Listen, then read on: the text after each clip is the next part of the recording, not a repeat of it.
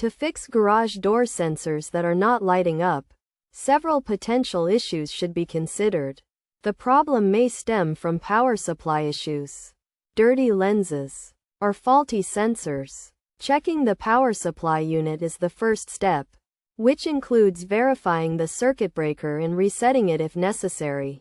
Ensuring the sensors are properly plugged in and inspecting the wiring for any damage is also crucial. Any loose connections should be secured, and faulty wires replaced. If power supply issues are not the cause, the next step is to confirm whether the lenses are dirty, in which case cleaning them with a soft cloth and a mild cleaner can resolve the issue by removing dust, grime, or cobwebs that might obstruct the sensor's beam. If the sensors are faulty, checking for visible damage and replacing any broken sensors with new ones that match the existing system is necessary. After replacing a sensor, it should be properly aligned with the wiring and the doors should be tested.